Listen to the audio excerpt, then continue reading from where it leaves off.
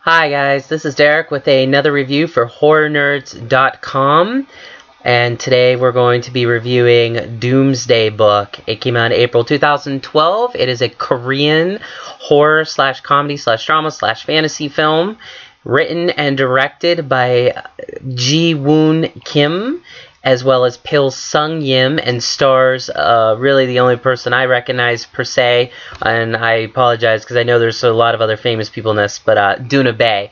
She, if you have seen any of the American films this past year, in 2012, most notably she was in Cloud Atlas, and I expect we'll see a lot more of her, as she is definitely a big rising star from Korea that's been able to successfully cross over the international boundaries, and more power to her. She's beautiful, and I can't wait to see more of her on film. Anyways, the big deal here for me is that Ji-woon Kim is part of this. If you don't know who that is, well, then you don't know anything about Asian horror movies. This is the guy who made Tale of Two Sisters. I mean, one of the greatest, if not in the top 5, hands down, best horror movies ever made. As well as I Saw the Devil. He made that too, which I'll be reviewing in another review. Ji-woon Kim is brilliant. Everything he does is amazing, to the point where it almost hurts to even watch what he puts on screen. It's just that good. And this is no exception. Doomsday Book is 3 stories. It is the first chapter of an anthology film, supposedly. We'll see if they make other ones or not. They're all dealing in some way with the idea of the end of the world, or the possibility of the end of the world, or the end of the world.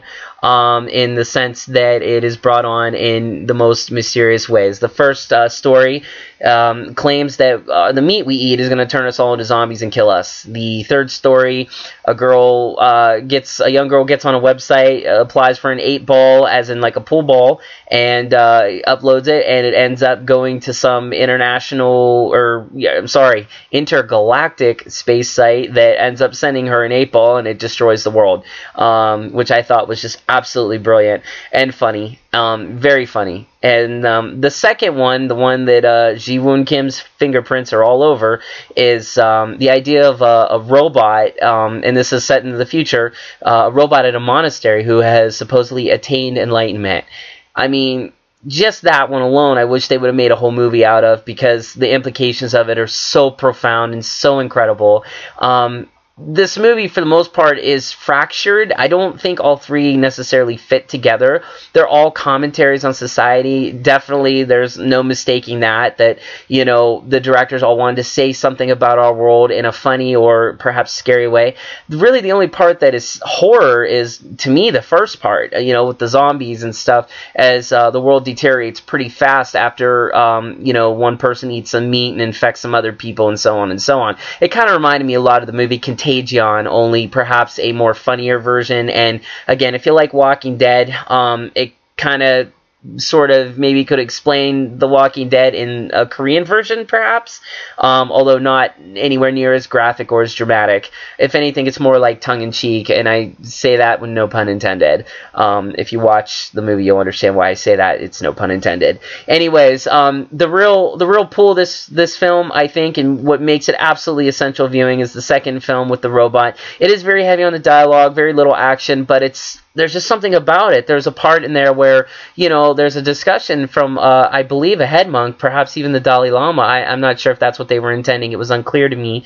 But, you know, saying, you know, if this robot reaches enlightenment automatically, then why should humans even strive for it, you know? The comparison, you know, if you know anything about Buddhism, it's an interesting one. It's a shocking one.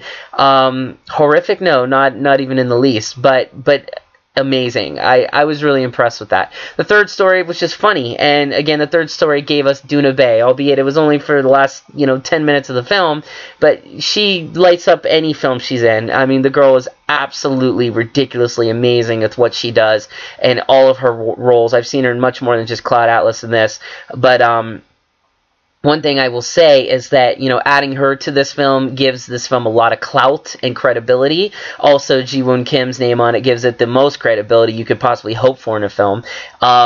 it's worth it, I think, to watch because of the second film, and also the last one with the 8-ball was really funny. I think you'd enjoy it, and there's a little bit of horror there. The end of the world isn't something to be, I guess, joking about, really, but at the same time, who knows, with the world that we live in and the web being what it is, what is there to say we couldn't, send something out into the universe and have it bring us back what we've sent out in, the form of a huge, massive 8-ball.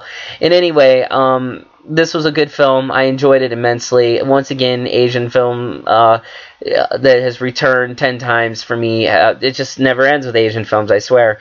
But at the same time, it's just fun. It's different. It's not something you've seen every time, with the exception maybe the first film in this anthology being, about zombies. But even the take on it's, kind of amusing. So, and different. So anyways, this is Derek, another review for HorrorNerds.com. Hopefully you enjoyed it. We'll talk to you soon.